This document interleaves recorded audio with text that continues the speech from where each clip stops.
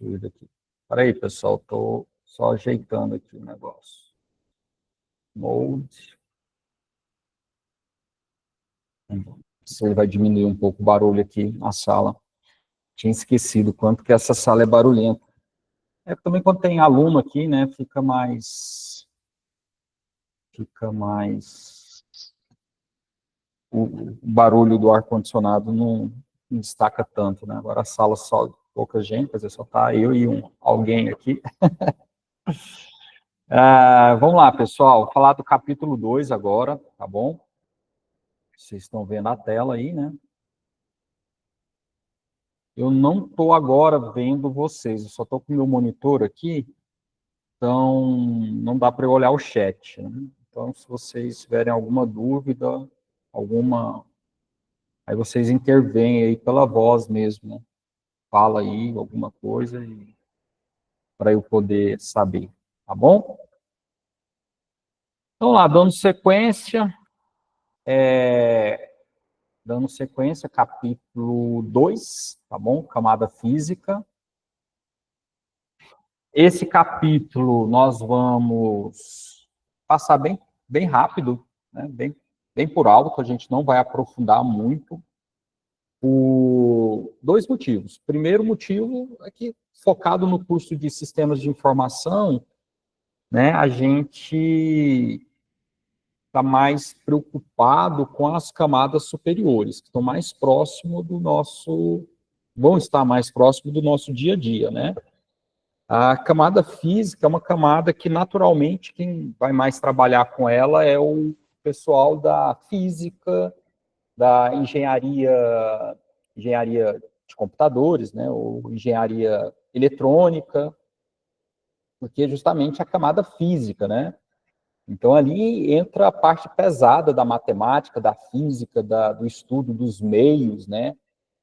Avaliando os meios, as suas características, resistência, impedância, e aí vai, né? Então, é algo assim que nada impede qualquer profissional se aprofundar, né, da computação, e se especializar no mestrado e doutorado, mas é algo, né, bem longe, assim, que vai ser do nosso dia a dia. Porém, né, a importância de estudar a camada física é para a gente entender como que, de fato, esses sinais estão sendo transportados, né? Para não parecer que é mágica, muito menos algo sobrenatural, né? Eu sempre faço a analogia que é igual o engenheiro civil, tá? Ele não vai ficar fazendo a massa ali a massa de cimento ali na obra, né? É a responsabilidade, mas ele tem que entender o que é um cimento bom, porque um cimento não foi bom, os elementos para poder ter uma boa massa, né? Ele tem que ter essa noção, né? Então, é esse o nosso olhar em cima desse capítulo, ter uma noção básica de como as coisas funcionam lá na camada física, né? Então, esse capítulo, ele está dividido nessas partes aí, que é a teoria básica, né, das comunicações. Depois, ele vai falar sobre os meios de transmissão guiados, é basicamente o estudo dos cabos, e a gente tem, em relação aos cabos, os metálicos e fibra ótica. Depois tem as redes sem fio, falando especificamente da wireless. Depois, satélites de comunicação. Depois tem um aspecto muito interessante nesse capítulo, que é a questão da modulação digital e a multiplexação. E, por fim, o Tannenbaum apresenta, mas eu não vou tratar esse assunto com vocês, que é a parte da rede telefônica pública, né? Do sistema de telefonia móvel e de televisão a cabo, tá? A televisão a cabo, sim, que é algo já bem antigo, assim, que praticamente hoje não é inexpressivo na área de redes de computadores o uso da televisão a cabo para transmissão da transmissão de dados, tá bom? O sistema telefônico, muito interessante, né? Mas, pessoal, tem alguém que está vazando o som, eu não sei se... Aí eu preferi pelo celular mesmo. Celular? Não. Mas tá pegando melhor a internet do celular do que no É a outro. Kaline. Kaline, deixa eu desligar o... Pronto. Voltando aqui, pessoal, estava vazando o som de alguém aí. Pronto, problema resolvido.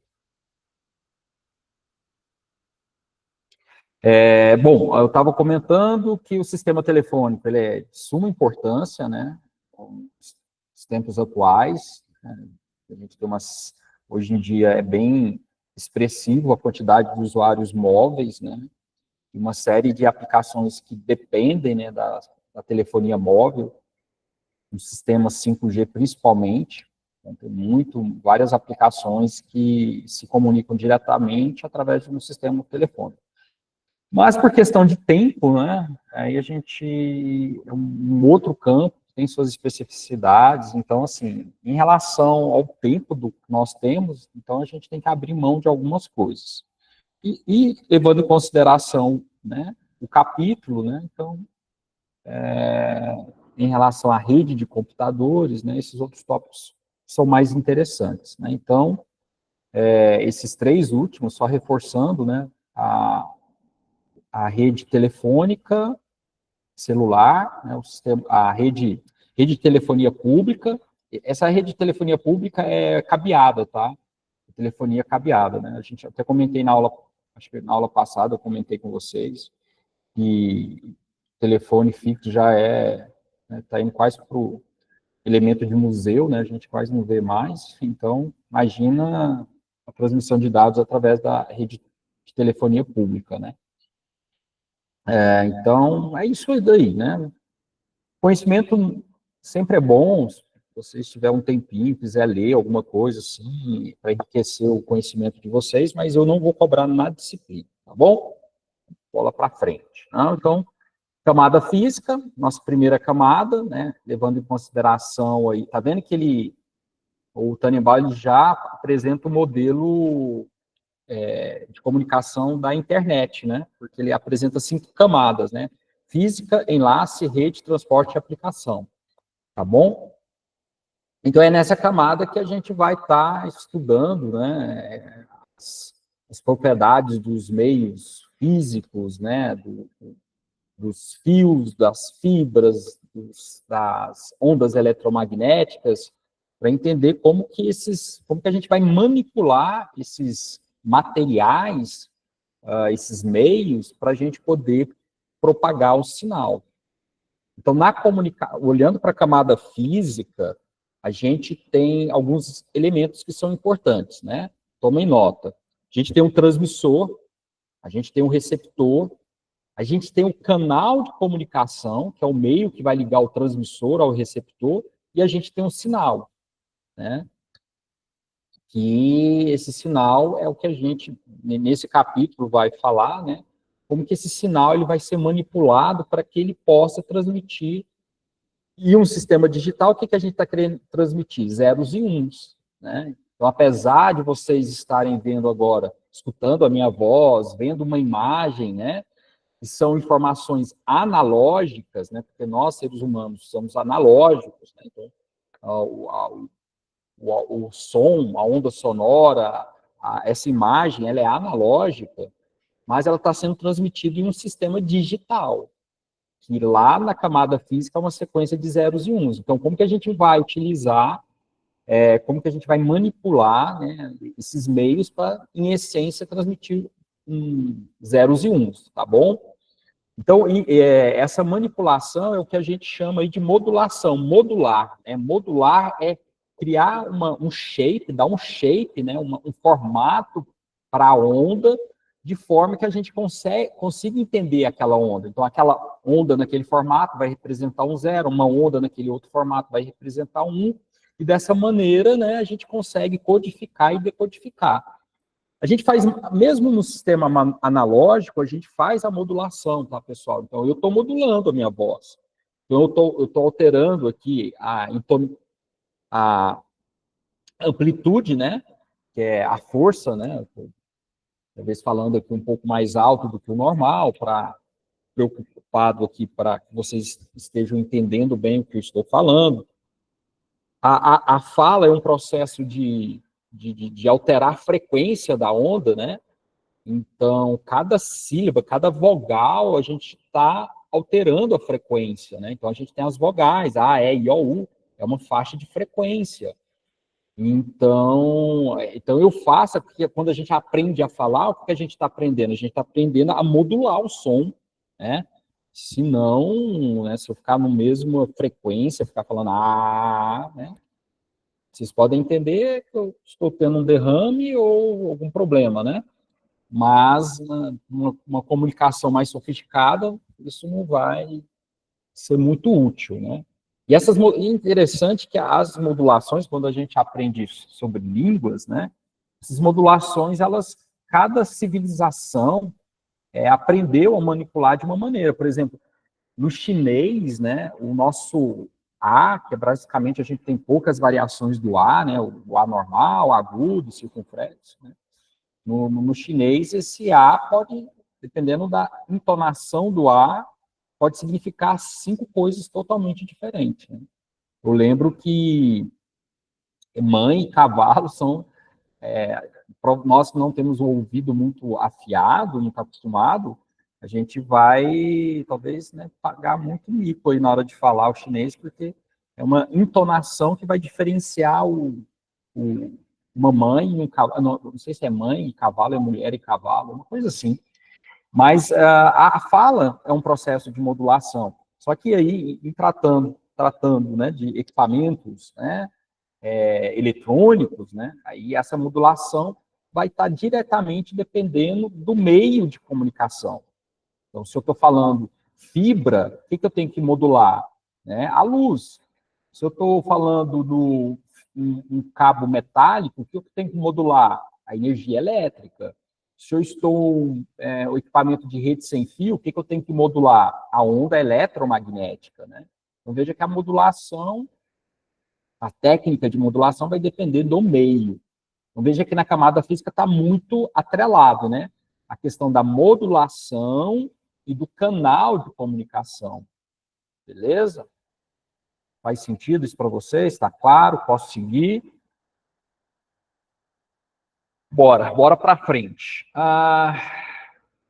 Então, tem 3 pontos que o Tannenbaum apresenta aí, né, que são conceitos fundamentais para a gente poder entender qual a capacidade máxima, né, os limites de um meio de comunicação. Lembrando, né, sobre a perspectiva da camada física, a gente tem um transmissor, é o que emite o sinal, o receptor é o que recebe esse sinal, e um meio de comunicação que vai conduzir esse sinal, né? E esse sinal vai ser modulado. Então, existe um matemático que tem uma importância muito importante, uma importância muito grande na parte de análise de sinais, que é o Fourier, né? Um matemático francês, e que ele, matematicamente, ele conseguiu equacionar e formular que qualquer onda eletromagnética pode ser representada através de uma equação, de um somatório de senos e cossenos, que é isso que vocês estão vendo aí na tela. Essa é a famosa série de Fourier, né? Série de Fourier é importantíssimo quem vai trabalhar com codificação de sinais, entender o sinal, técnica de Fourier. Essa fórmula, a gente não vai adentrar, assim, nem vocês podem ficar despreocupados, eu não vou cobrar isso, a gente não vai adentrar matematicamente nela, mas nela a gente consegue perceber nessa fórmula que o que ela está querendo dizer para a gente. Veja bem, qualquer onda, uma onda analógica, ela tem infinitos pontos. Isso é uma característica de algo analógico. Por exemplo, se eu pegar 1 segundo de voz, quantos pontos, né? Em 1 segundo de voz, quanto que a gente tem de dado? A gente tem infinitos dados. Eu posso ter o 0, 0,1, 0,11, 0,111, e isso é infinito. Então, na hora que eu tenho que reproduzir, veja que o computador é uma sequência de reprodução. Vocês estão vendo uma reprodução do que eu estou gerando aqui no meu computador, uma série de reproduções. Então, o que o Fourier apresenta é que qualquer dado analógico ele pode ser reproduzido fazendo uma soma de senos e cossenos. E para isso acontecer, a gente precisa entender o que é uma onda, né? Vocês já fizeram, né, o ensino médio já, provavelmente lá em física, estudaram um pouco sobre onda, né, que é uma oscilação de energia. Uma onda é uma oscilação de energia, a gente tem vários tipos de onda. Aqui nesse exato momento tem eu falando, estou gerando uma onda sonora, né? E os computadores de vocês estão reproduzindo a minha voz. Não é a minha voz, é uma reprodução da minha voz. E essa minha voz pode ser reproduzida através de um processo, né, de codificações e decodificações da minha voz, e para isso, algumas características da minha voz precisam ser conhecidas. Uma dessas, essa informação que a gente precisa é a frequência. Então, a frequência está relacionada à oscilação da energia. Quantas vezes aquela energia, aquela onda, né? Quantas oscilações, quantas ondas a gente tem. E essas oscilações a gente mede em hertz, né? Tantos hertz. Então, uma onda de 60 hertz significa que ela oscila 60 vezes por segundo. Em um segundo eu tenho 60 ondas, né? E aqui nessa figura, a gente consegue ver que nessa figura ele tem aí um somatório, né, de senos, aonde que tem um Fzinho aí, que é uma frequência, e depois tem mais um somatório de cosseno e uma frequência. E essa fórmula aí que o Fourier chegou é que qualquer onda analógica eu consigo reproduzi-la em qualquer lugar, eu sabendo algumas informações dela, que é essa constante AN, essa BN e essa frequência, né?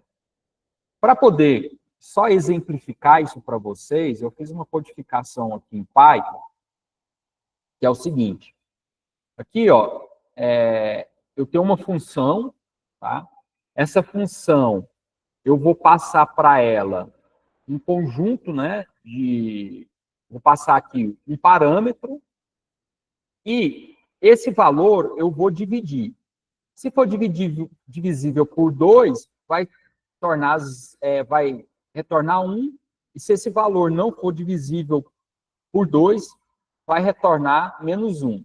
Ou seja, é uma função que a gente chama de uma função quadrática, né? Porque ela só vai mostrar dois valores, ou é 1 ou é menos 1. Então, eu vou aqui criar aqui o eixo X, né? Vai ser uma lista de valores, né? De 0 até 10 vezes, né? O π, né? Variando 0,1. Tá? Então, aqui é o start, aqui é o stop e aqui é o passo da função. Beleza? Então, esse é o eixo X. Então, vai ser 0, 0,1, 0,12, vai aumentando até chegar ao valor. O π é 3,14, então até chegar 10 vezes o π. E o y, né, vai ser o quê? Eu vou passar... o y também vai ser uma lista de tamanho proporcional ao x, que para ela eu vou passar esses valores do x, né? Então, aqui em Python, isso aqui é uma lista compreensiva que eu vou falar, né? Para x, né? Vou interar o x, né? Dentro do eixo x, vou passar para essa função e vai retornar um valor. Então, aqui, ó, nesse gráfico, a gente tem um gráfico dessa função que eu criei. Então, aqui, começando de 0 até, né, um valor um pouco maior do que 30, porque é 10 vezes o π, né? O π é 3,14, então foi aqui até 30 e alguma coisinha. Então, veja, a gente tem essa função, eu criei uma função quadrática. Em determinados momentos, ela tem o valor 1, em determinados valores tem menos 1, depois tem 1, e aí eu tenho essa função. Então, eu quero que vocês imaginem que isso aqui é uma função que eu quero copiar, mas eu não conheço ela. Obviamente, nós geramos essa função, a gente conhece ela, a gente sabe como que essa função foi criada. Então, veja que a minha voz, eu posso matematicamente modelar numa função e reproduzir a minha voz. Tanto que isso é verdade que está sendo feito, vocês estão escutando a minha voz. O processo de digitalização é um processo de equacionar a minha voz e reproduzir minha voz depois, né? Então, eu quero que vocês imaginem que essa onda, eu quero reproduzir essa onda, tá bom? Então, o que eu preciso saber dessa onda? O período dela.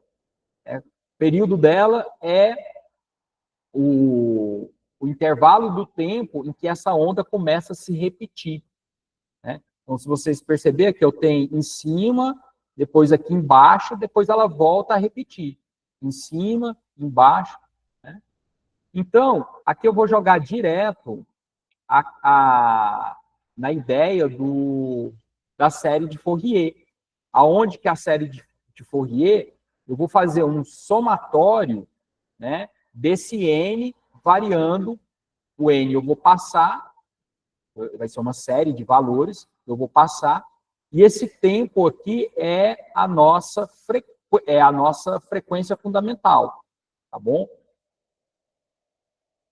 E aí a gente vai começar a reproduzir aqui essa, então, lembrando que em azul é a real, e essa laranja é a que eu reproduzi. Se vocês repararem, não é igualzinha, tá bem diferente. Mas por quê? O F1 é eu somando apenas uma única vez. Então, eu aplico naquela fórmula do Fourier, né? E eu faço apenas uma soma. Eu consigo formar essa função aqui. Agora eu vou somar ela duas vezes. Olha o comportamento. Então, laranja é o que eu estou produzindo. Então, ó, já estou produzindo uma onda um pouquinho mais parecida com a real. Depois eu vou somar agora, ó, o que a série de Fourier não fala? Que é uma sequência de soma de senos da onda. Então, eu estou somando aqui, ó. Então, veja que agora aqui eu tenho uma onda, e à medida que eu for somando, ela vai ficando cada vez mais próximo da onda real. É isso que o Fourier provou, que qualquer onda real, mesmo eu não sabendo como que ela é, né, não sei reproduzir ela, eu não tenho acesso à equação original dela, mas eu consigo gerar uma cópia próxima dela, sabendo apenas a frequência dela, que a única coisa que eu sei dessa onda aqui é a frequência dela. Então, eu fazendo uma soma de senos, eu vou... Aqui eu só parei, ó, com 4, né? Fiz, apenas somei 4 vezes, né? O seno 4 vezes, tá bom? O cosseno da fórmula faz aparar esses picos aqui da onda. Não sei se vocês estão reparando que na primeira parte aqui tem uns picos bem grandes, aí a função cosseno que faz diminuir isso aqui e achatando essas ondas aqui, ó. Mas é isso que o Fourier mostrou nessa fórmula. O Fourier é muito importante, como falei para vocês, na área de análise de sinais, tá bom? Aqui tem uma outra figura que o Tannenbaum mostra, que eu, ali no Colab, mostrei um pouco para vocês, é que quanto mais harmônicos, né, que é aquela frequência fundamental, quanto mais harmônicos eu tenho, mais detalhada é uma onda que eu consigo produzir. Eu consigo moldar uma onda, tá vendo? Aqui eu tenho uma onda muito simples, né? Essa parte alta que a gente chama de pico, aqui embaixo, né, o platô, o vale, né, aliás, desculpa, Aqui é o pico, aqui é o vale, né? E aqui é o início, ó. Então, uma onda, ela começa, vai no seu alto, vai no seu vale e volta. Então, aqui eu tenho uma onda só, né? E aí, quanto mais harmônicos eu tenho, mais detalhado é eu consigo produzir essa onda aqui. Isso é importante para nós na parte da camada física, é porque a gente vai querer simular uma onda sonora, né? Ou, enfim, uma onda qualquer. A gente vai querer simular essa onda. Então, a gente precisa reproduzir essa onda.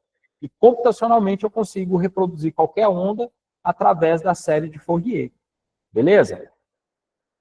Então, até aqui, o que é importante a gente saber, né?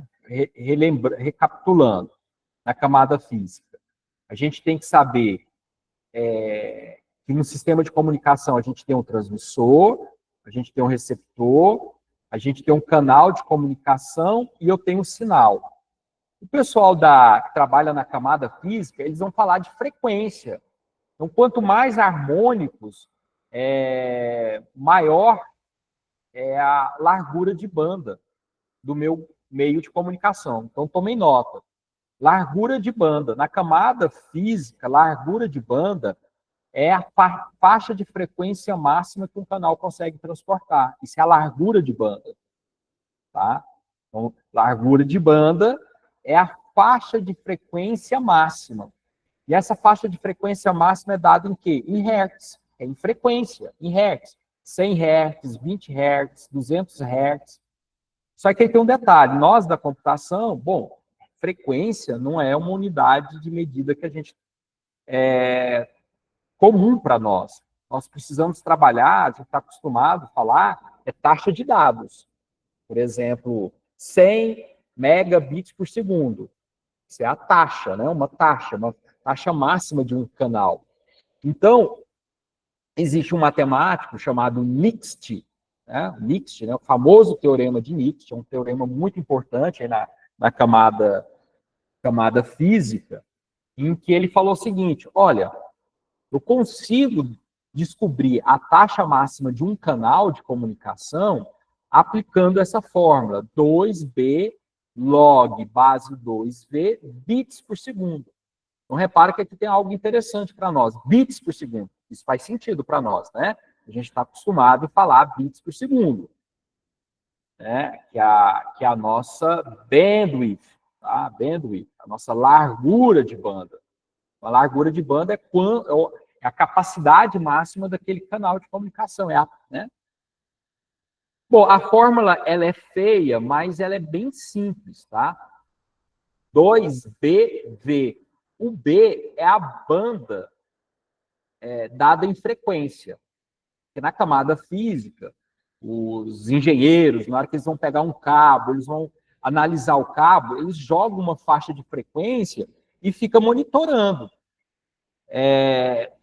a capacidade máxima daquele cabo. Só fazendo uma analogia para vocês, por exemplo, eu pegar um fio, né, um fio fininho, um fio aí, utilizado aí em componentes eletrônicos, um fio bem fininho, talvez um fio aí de 1 milímetro. Eu vou passar lá 1 volts, beleza, então 1 volts eu consigo colocar. Agora, se eu passar 200 volts, aquele fio vai pegar fogo. Ou seja, todo meio de comunicação ele tem uma capacidade máxima. Então, o pessoal, na hora que eles estão estudando os cabos, né? Qualquer cabo utilizado na comunicação, ele vai ter um material, ele vai ter uma espessura, e tudo isso vai implicar na banda máxima daquele cabo. Então, o pessoal da engenharia, os físicos, vão trabalhar em frequência. Uma vez a gente sabendo a frequência, a gente joga nessa fórmula. Então, vamos imaginar que um cabo de 100 Hz. 100 Hz, né? Então, 100 Hz. A gente substitui o B por 100. Aí tem esse restante da expressão. Log 2V. Né? Esse V aqui está relacionado o que quais as informações que uma onda pode carregar. Como a gente está trabalhando com dados digitais, a gente só tem duas informações, o 0 é 1, então o V é 2, beleza? V é 2, para nós, no sistema digital. Se a gente estivesse trabalhando com outro sistema, né, aí não seria 2, mas a gente está trabalhando com sistemas digitais, então é 2. Então, log 2, 2, isso aqui dá 1. Né? Log 2, 2, quer dizer, eu estou perguntando qual o expoente de 2 para dar 2? 1. Então, log de 2, 2 é 1. E sempre a gente vai trabalhar com V igual a 2. Logo, esse log de 2V é 1. Então, a gente pode substituir isso aí por valor 1. E 1 vezes alguma coisa é alguma coisa. Logo, sempre vai ser, segundo o teorema de Nixte, a taxa máxima de um canal em bits por segundo é 2 vezes a sua frequência. Logo, se eu falo, eu tenho um canal de 100 MHz, qual é a taxa máxima de transmissão? 200 megabits por segundo. Se eu falo que eu tenho um canal de 10 Hz, qual que é a capacidade máxima dele? 20 bits por segundo. Beleza? É só multiplicar por 2. Só multiplicar por 2. E aí, para facilitar a nossa vida, as unidades de medida, mega, K, giga, tera, em frequência em redes é a mesma coisa. Tá? Então, na camada física, se eu falar kHz, é 1000 Hz. Mega é 1 milhão. E assim por diante. Beleza? Então é facinho, tranquilo. Dado o valor em Hertz, multiplica por 2. Show? Entenderam? Vou olhar aqui se tem alguma mensagem. Claro como a água do rio Tietê.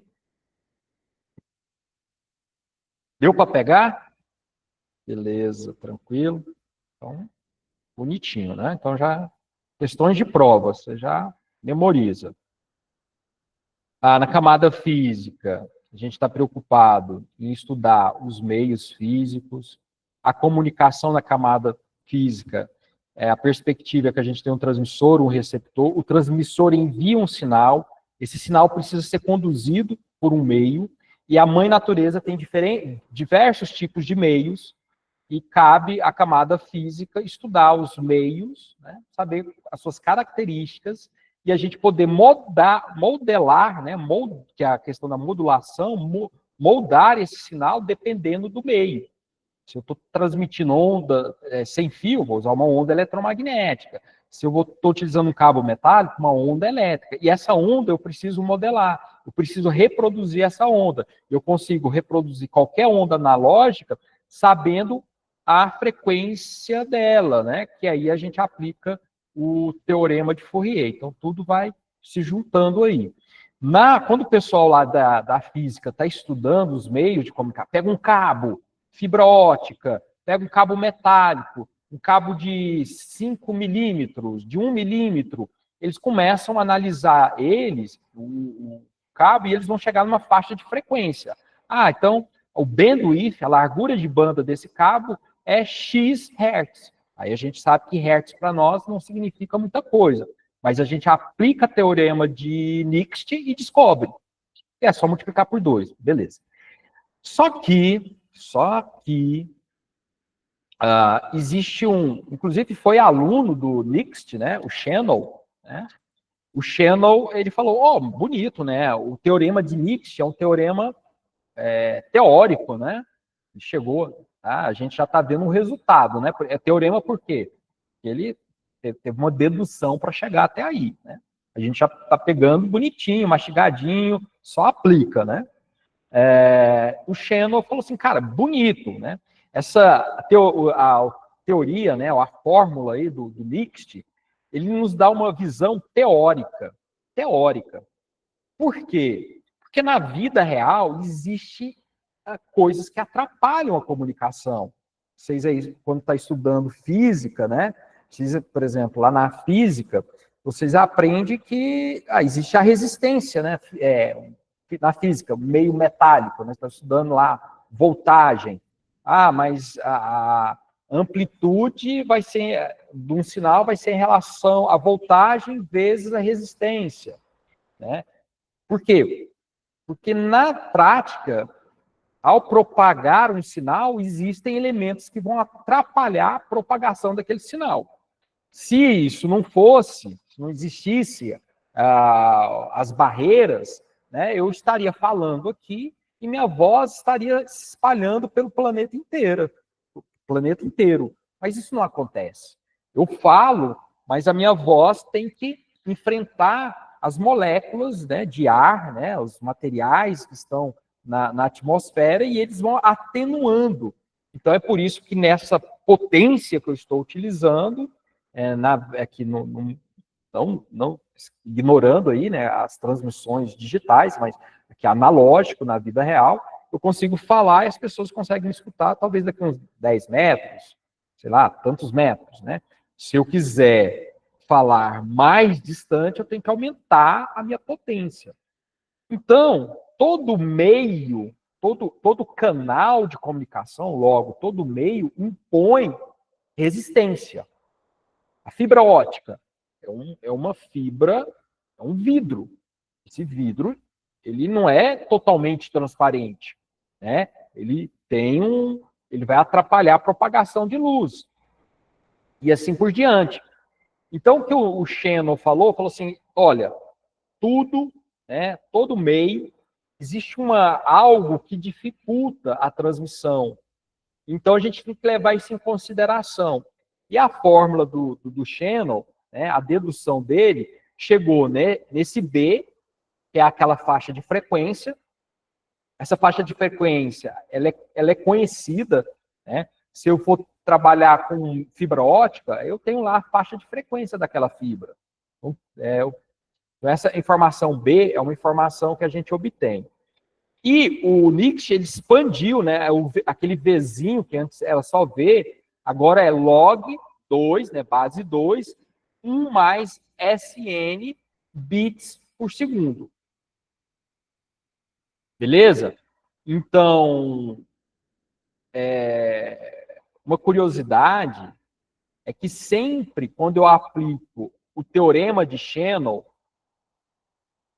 utilizando a mesma frequência que foi utilizada no de Nietzsche, eu vou ter um valor menor.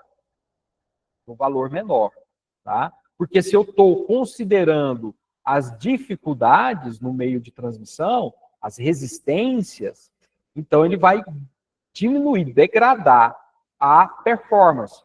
Então, no sistema, normalmente, né, essa taxa máxima de dados, ela vai ser menor aplicando o teorema de Shannon do que de Nietzsche, né? Porque o Nietzsche é o ideal. Bom, agora tem uma curiosidade, que é em relação a esse SN, né?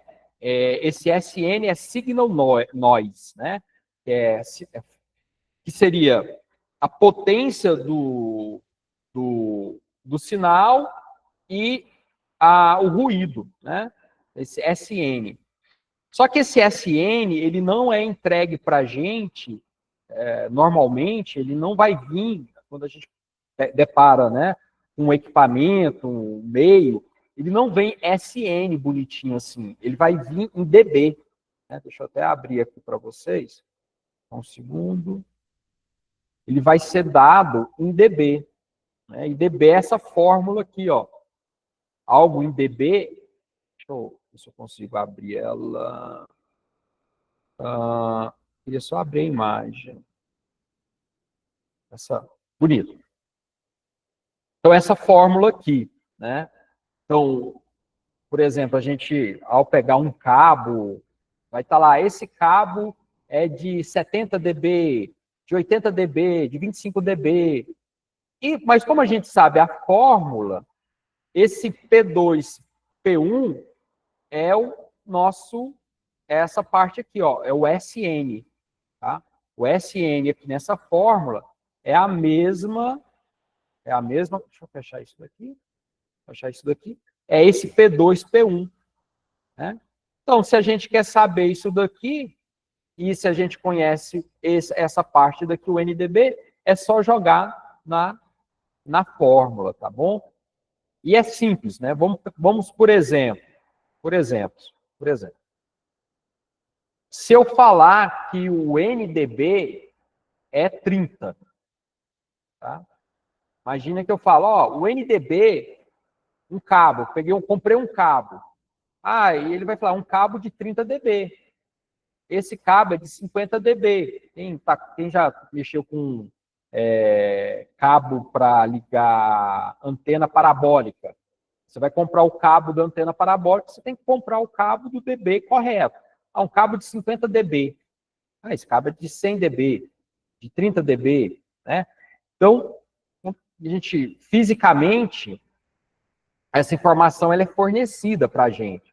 Então, baseada nela, é só jogar na fórmula. Então, por exemplo, 30, imagine que aqui eu tenho 30. Então, aqui, ó, eu estou multiplicando por 10, não é? 10 vezes alguma coisa.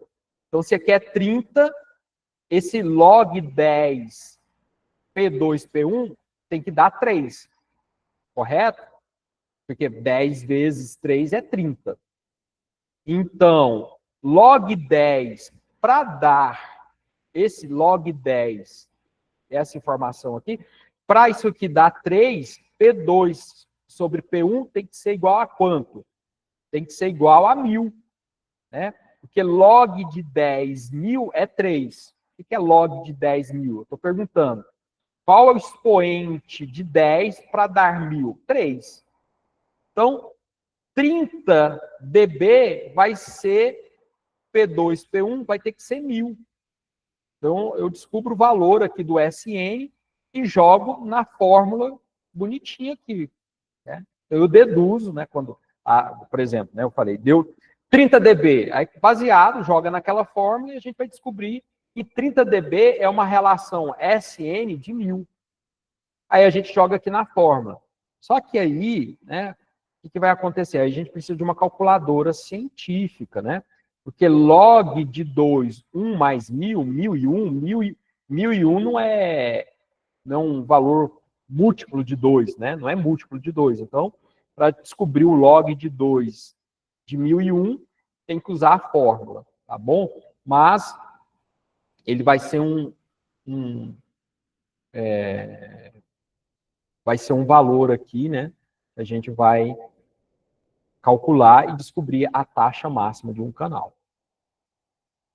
Beleza? Então, resumindo, Lixt é o teórico, não considera a relação sinal-ruído. Shannon falou, opa, mundo real, ele tem a relação sinal-ruído. E eu tenho que considerar o sinal-ruído para calcular a taxa máxima de um canal. Certinho?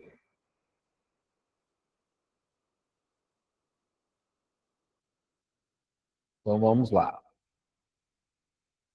Não precisam ficar assustados, que de fórmula é só isso que a gente vai ver da camada física, tá? A gente não vai ter mais nenhuma fórmula, a gente não vai adentrar em nenhuma questão matemática, nem questão física, não. Agora, eu comentei para vocês que a série de Fourier é muito interessante.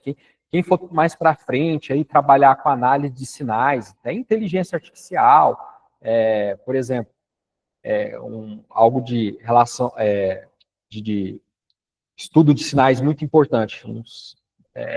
Aqui nós tínhamos uma professora, Débora, não sei se vocês lembram dela, que ela trabalha, aliás, né, com monitoramento de colmeia.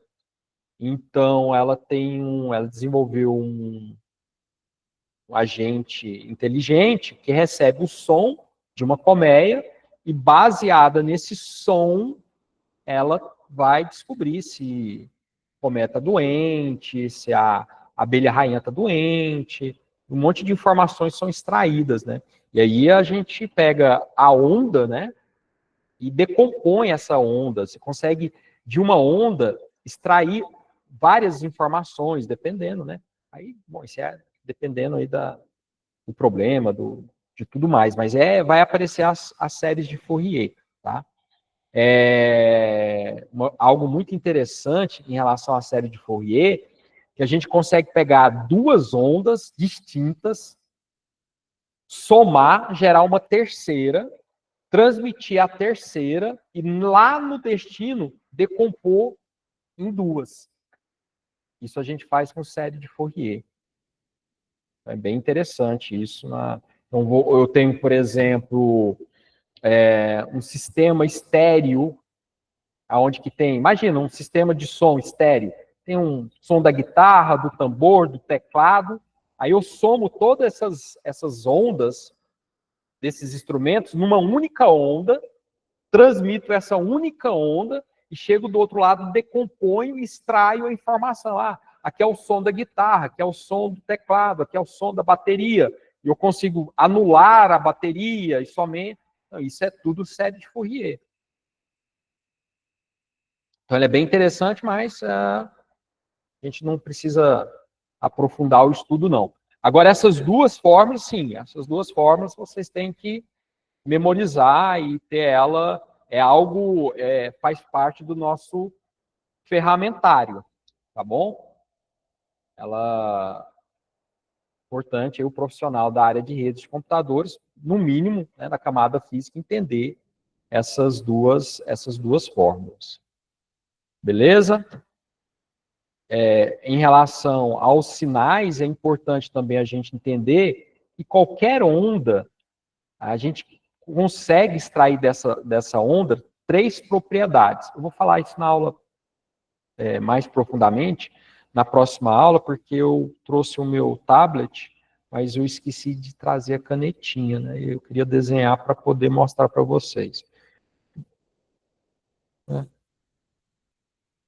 Tá, vamos ver aqui, estamos vendo se vai dar para mostrar para vocês, mas de qualquer forma a gente tem tempo, posso apresentar na próxima aula.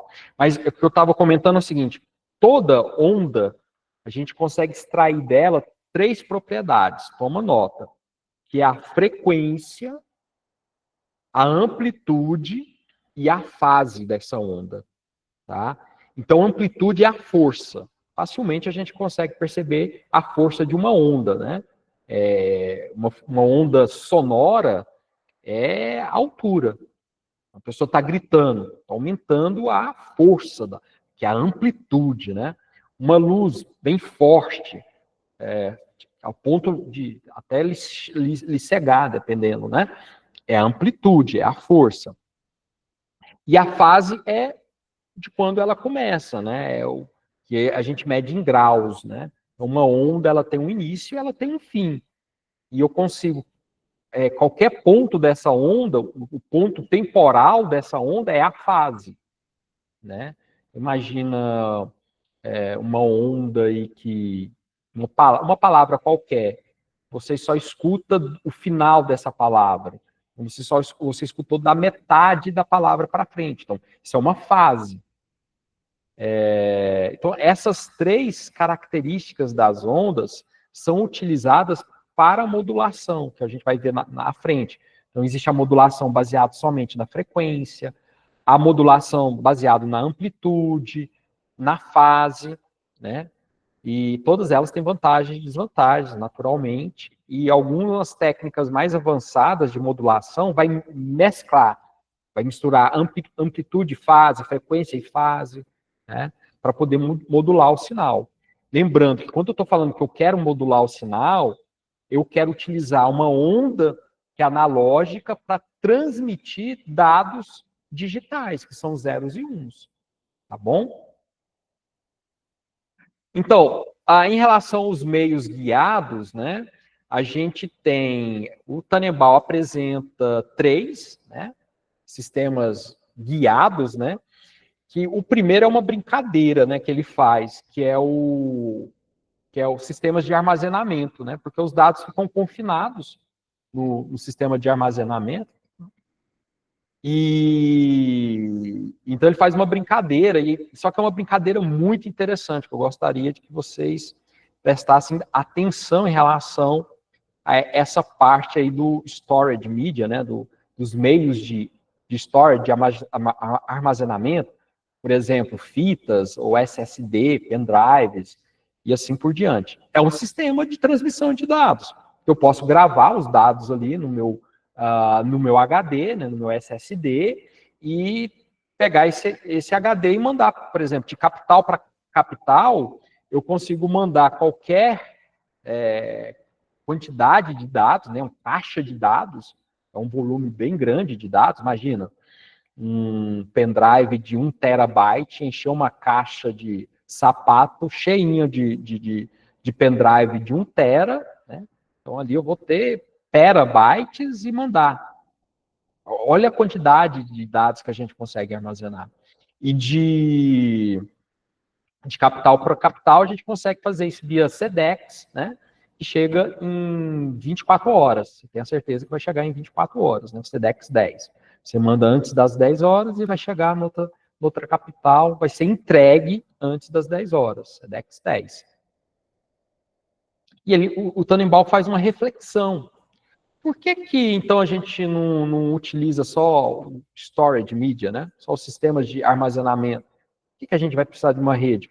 Porque se a gente for levar em consideração a capacidade, a largura de banda, nenhuma rede consegue ser mais, ter uma bandwidth, né? Ter uma largura de banda maior que esse modelo que eu estou apresentando para vocês. De armazenar os dados numa caixa e enviar pelos correios. Tá? Aí tem uns meios, né? Baseado em fio, né? Wireless, né? Ou wireless, né? Wires, né? Que é fio. E aí sobre os fios tem os fios par trançado, né? Que é twisted, né? Twisted é trançado, né? Os fios par trançado. O coaxial, né? Que é o único fio, depois a gente vê as fotinhas. E as power lines, né? Que são os meios de transmissão pela linha elétrica, né? Para nossa linha de transmissão elétrica, né? Que é algo que teve assim um ecossistema bem pequeno, geralmente dentro de condomínios, mas é algo assim que não foi para frente, né? Então a gente nem merece a gente falar desse power lines. E outro meio confinado, né, ou guiado, confinado, são os fibra ótica. Então ele vai falar sobre esses meios, né? Aqui é a reflexão que o Tannenbaum faz, que é bem interessante, que é sobre o storage media, né? Então, ele falou o seguinte, ó, imagine, né, enviar, seja uma tape, né, a fita tape. Tape são, né, aquelas fitas que os dados são gravados numa fita magnética, né, elas são bobinadas, né, e elas têm uma grande capacidade de armazenamento, né. Antigamente era muito comum nessas fitas tape, né, para armazenar dados, né. O problema é que as tapes têm uma capacidade muito grande, mas é FIFO, né? First in, first out. Então, você quer ler os dados, tem que ler a fita todinha, né? Hoje não é um meio muito comum, mas não importa. Seja o tape, o disco, o DVD ou SSD, né? Pode ser aí considerado um meio de transmitir dados uma grande capacidade, né? Então, o Tannenbaum faz um exemplo, de pegar uma caixa, né, que tem a capacidade de armazenar 1000 fitas de 800 gigabytes de fita, essas fitas tape, né? Então, ele vai chegar a 6.400 terabits de dados. E nos Estados Unidos, como aqui no Brasil, a gente tem a capacidade, né, de capital para capital, transmitir essa nossa caixa, né, de dados em 24 horas. Então, a gente consegue calcular o quê? A taxa de dados, né? O data rate, né? A taxa de dados. Então, como que a gente calcula a taxa de dados? É a quantidade de dados dividido pelo tempo. Isso é o data rate, tá? Quantidade de dados pelo tempo. Então, se eu pegar esses 6.400 terabits e dividir por 86.400 segundos, eu vou chegar em 70 gigabits por segundo. Eu cheguei a uma taxa de 70 gigabits por segundo.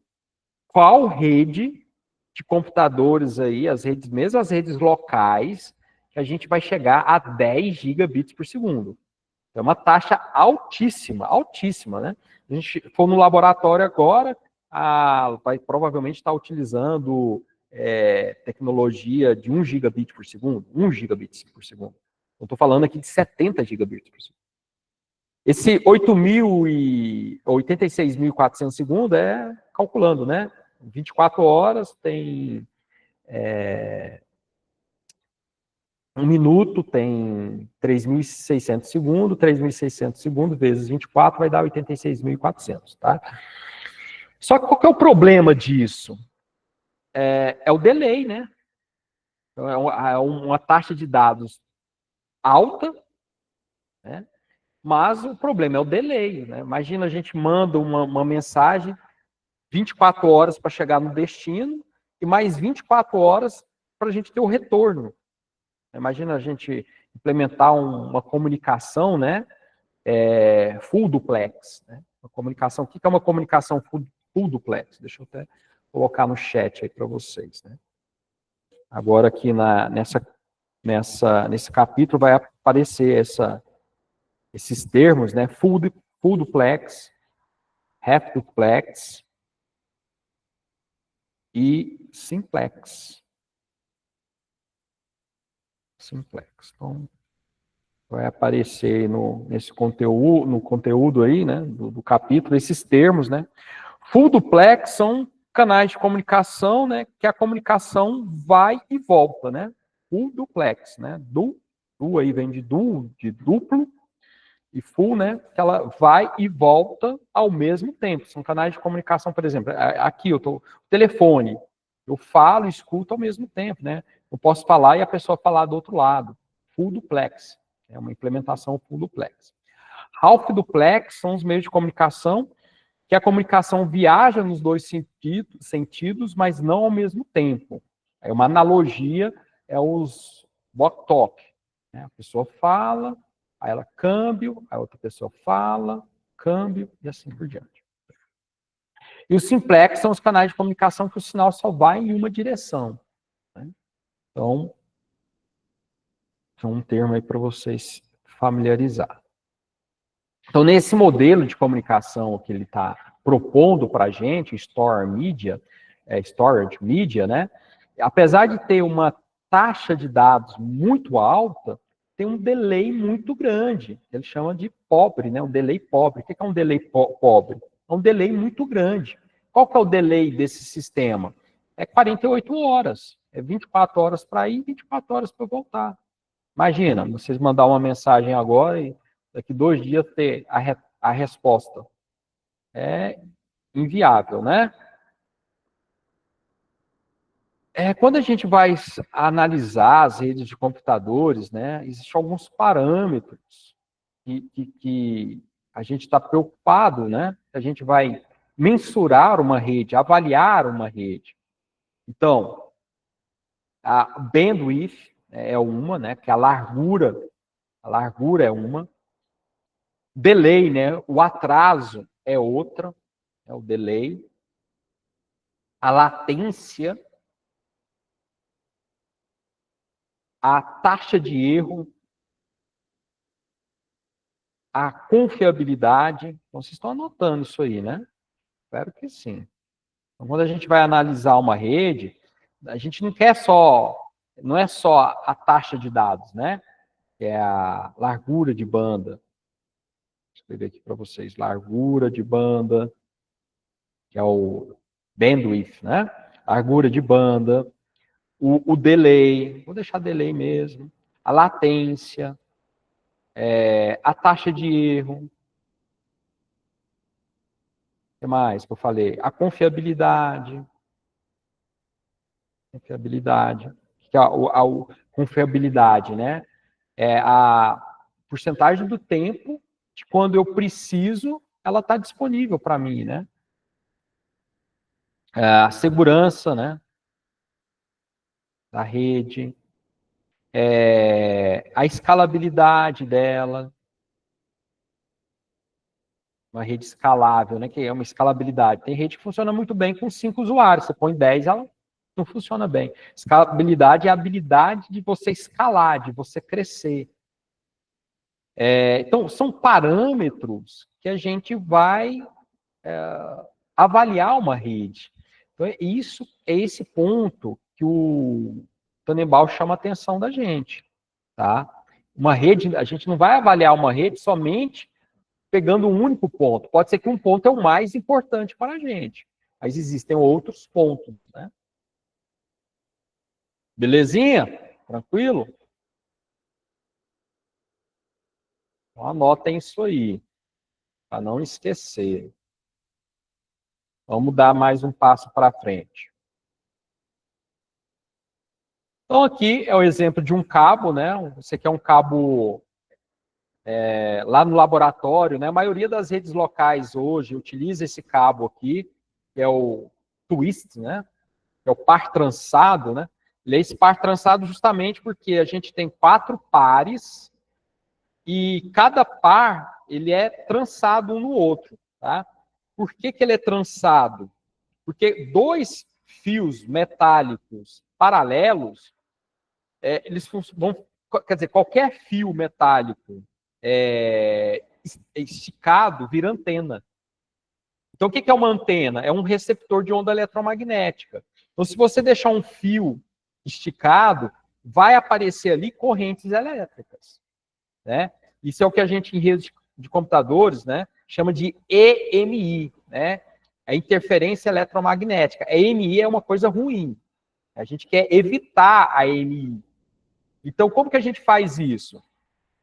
Então, no lugar desses fios, né, esses 8 fios indo separados, indo, né, retos, a gente pega, separa eles em 4 pares e cada par é trançado e depois eles são trançados entre si. Por isso que é twisted, né? Deixa eu abrir aqui para mostrar para vocês.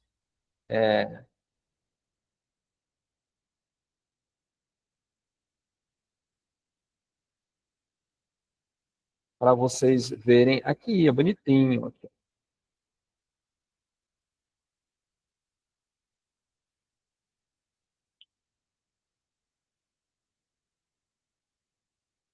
Então, esse cabo, né, ele tem essas cores aqui, né, que são padronizadas, né? Então, azul, aqui não está mostrando, mas alguns fabricantes colocam esse, né, que está trançado ao azul, um azul bem claro, e alguns colocam branco com uma rajada de azul, tá? Aí você percebe que vai ser branco e azul. Eu, para facilitar, eu falo azulzão, azulzinho, marronzão, marronzinho, laranjão, laranjinho, verdão, verdinho. Né? Que aí, para saber, para não falar azul, branco, malhado com azul. Então, tá vendo? Esses cabos, como eles são trançados, e ainda eles são mais trançados entre si. Esse cabo aqui ele é bem interessante. Tá vendo aqui uma parte metálica aqui, né? Essa parte metálica que é o que a gente chama de cabos shield, né? Que é o shield, é o escudo. Então, o cabo par trançado, você tem o UTP e STP. U unshield e S shield, né? Vou colocar no chat para vocês aí, só para entender o que eu estou falando, né? UTP vem de unshield, né? Unshield, twisted, twisted, twisted pair. E o STP é o shield, né? Trabalha na shield, lá nos Vingadores, lá. É shield, twisted pair. Beleza? Então, o que é esse escudo, né? Esse escudo é essa malha, né? Alguns aqui, tá vendo que esse aqui tem um fio, um algo invólucro, né? De metal aqui, né? Alguns é uma malha metálica, tipo um bombrilzinho, né? Em volta. Tudo isso é para quê? Para tornar o cabo mais imune à MI, né? Que é a interferência eletromagnética, né? Geralmente esses cabos, quando a gente compra o STP, é um cabo que vai passar perto de alguma fonte emissora de interferências eletromagnéticas, tá? Por exemplo, geradores, motores, né, gerador de energia, antenas, todas elas emitem ondas eletromagnéticas, né? E quando um cabo vai passar perto, né, para a gente poder se proteger, a gente coloca esses cabos, o STP, que é mais caro, tá? O STP é um cabo mais caro do que o UTP. Dentro de laboratórios, assim, grande maioria das vezes, a gente vai utilizar o cabo UTP. Voltando aqui.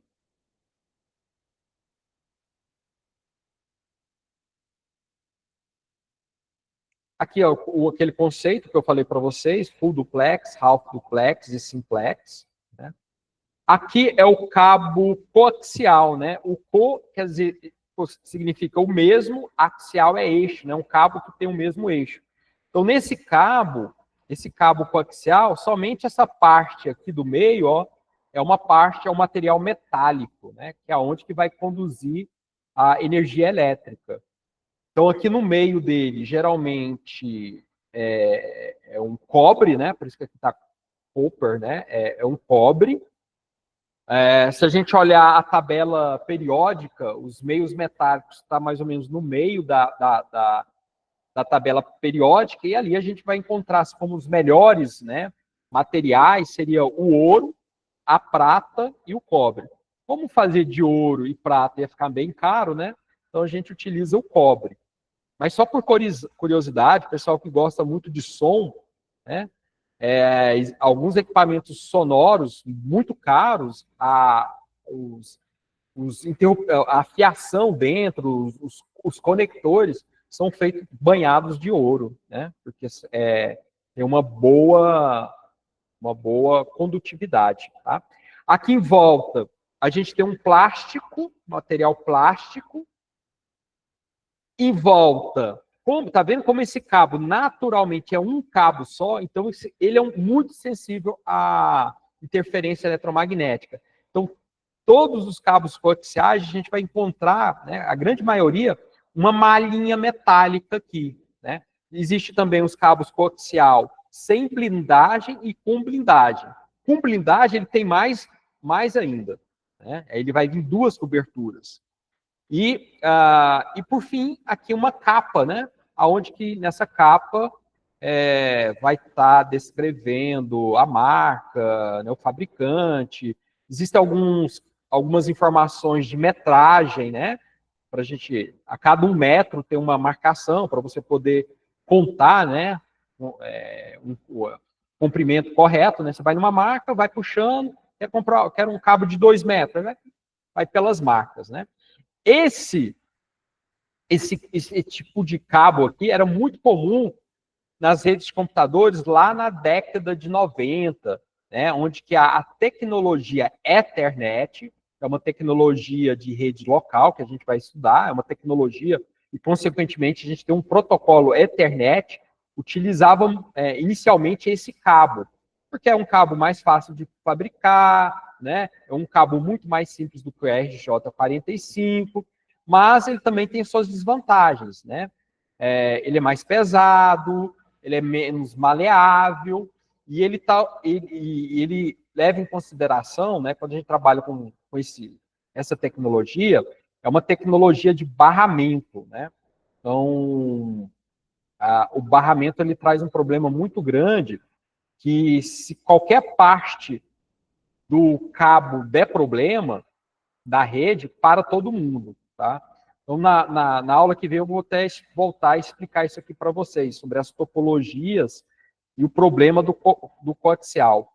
Vou voltar aqui nessa figura para falar sobre, bom, esses cabos aqui, né, o cabo UTP, né, eles não vão conectados dessa maneira no computador. A gente precisa pôr aqui algo na ponta, né, que é o conector. Então, esse cabo a gente vai utilizar um conector chamado conector RJ45. Deixa eu mostrar ele para vocês provavelmente já viram, né? Mas deixa eu só ilustrar aqui para vocês. Então, esse aqui é o RJ45. Ixi, abriu o AliExpress, né? É bom, né? Que está mostrando bem de perto, né? Esse conector. Então, o cabo, a gente enfia o cabo aqui, né? E em cada haste metálica dessa vai um fiozinho, né? Então, essa placa desce, fura o fio e dá condutividade, né? Então, que é o exemplo, né? Deixa eu pegar uma outra imagem aqui. Imagem mais interessante, só um segundo. Ver se eu acho.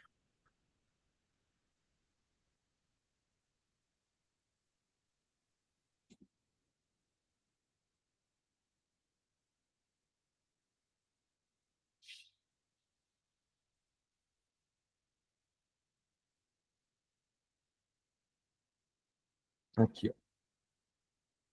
Acho que tem no slide, só estou antecipando aqui, né? Esse aqui é o pinout, né? Pinout é a pinagem, né? Como que a gente coloca, né? A sequência, né? A gente respeitando a ordem dos cabos, a gente poderia montar de qualquer cor.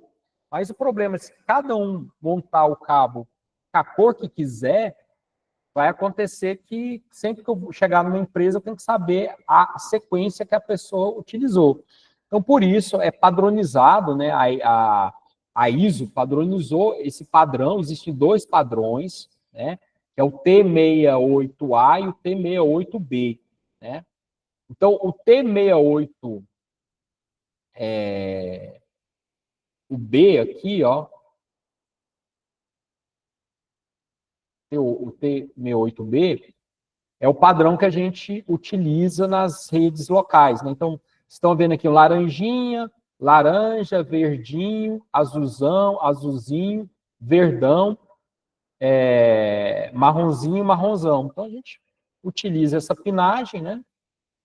E para ligar os computadores aos switches e switch aos computadores. Antigamente, quando a gente queria ligar um computador diretamente no outro computador, o que a gente fazia? A gente utilizava essa pinagem aqui, né? O B numa ponta e o A noutra ponta. Só que hoje em dia não é necessário, porque os próprios, isso é chamado de crossover, né? Crossover, tá vendo?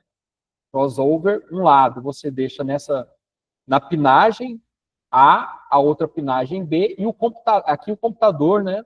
Para a gente comunicar um computador diretamente no outro computador. Mas hoje em dia não é necessário mais, porque as próprias placas de rede, você pode colocar, tipo, a pinagem AB, né? De um lado B, do outro lado B, e o próprio computador vai fazer o crossover, né? Ele consegue fazer isso.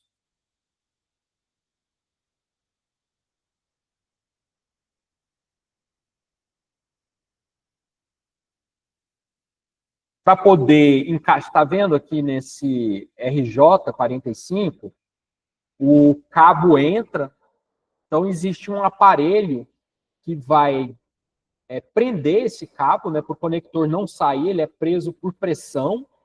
Então então existe um alicate, que é o alicate de crimpagem, que a gente chama, alicate de crimpar. Esse cabo, esse bichinho aqui, né?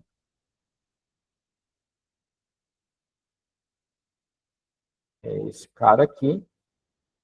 Você coloca o conector, o cabo dentro do conector, aperta o alicate e ele vai fazer a pressão e vai prender o cabo ali dentro por pressão. Vou ver se eu acho uma imagem mais detalhada dele. Não tem, não.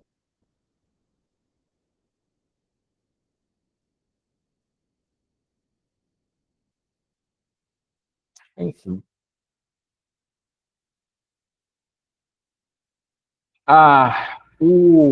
Esse é o cabo coaxial. Deixa eu mostrar aqui.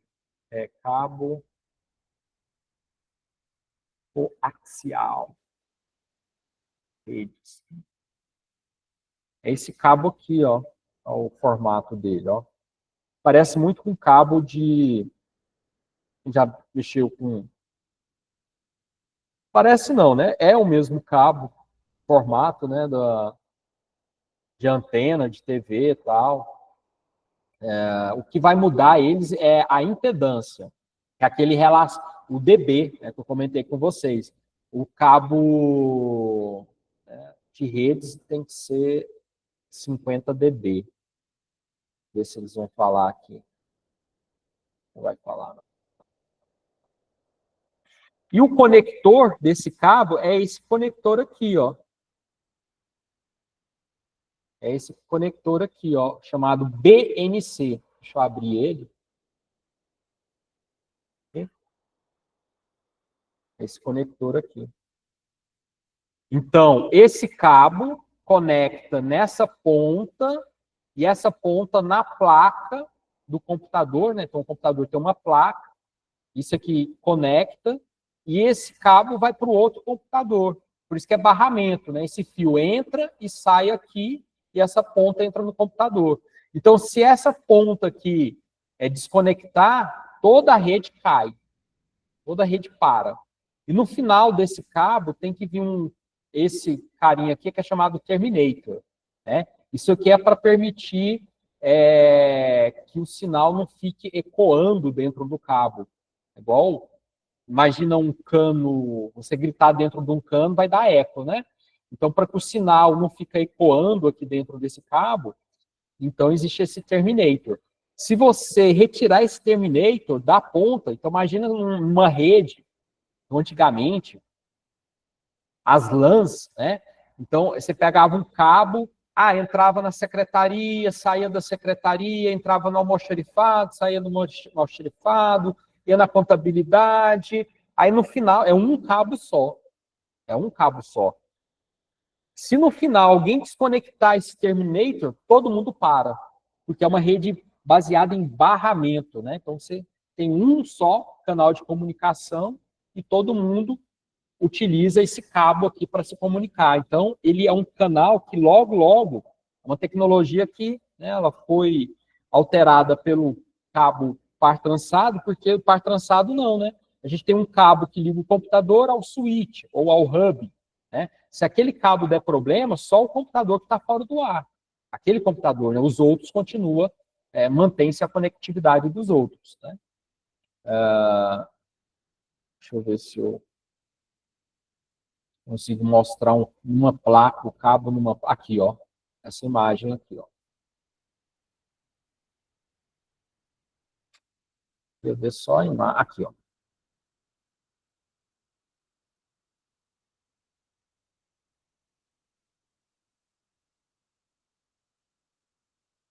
Aqui, ó. Então, aqui eu tenho uma placa de rede. Aí tem aquele conector BNC. Ele tem 3 pontas, né? Então, o cabo vem, aí liga na placa do computador e vai. É um barramento, né? É um único barramento. Então, aqui, um problema que a gente tinha sério quando a gente trabalhava, que essas pontas metálicas aqui desse cabo dava choque. Se você não tivesse bem aterrado, né, se o computador não tivesse um aterramento, era triscar, levar choque. Então, é uma desvantagem muito grande, né?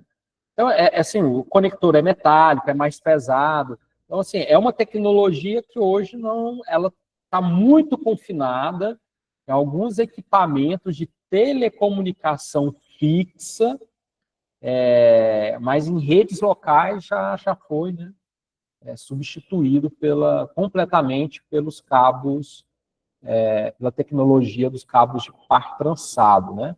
Os cabos de par trançado têm as suas categorias, né? Categoria 5, 5E, categoria 6. O que vai diferenciar essas categorias é a largura de banda desse fio.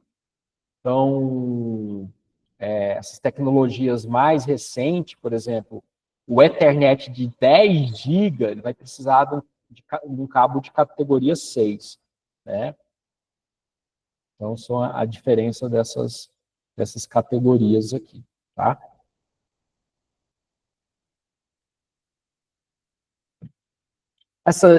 O Trembal fala, né, das tecnologias de transmissão por linha de energia, tá? A gente não vai falar.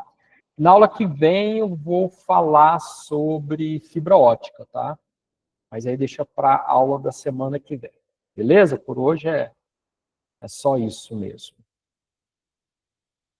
Dúvidas, perguntas, questionamentos?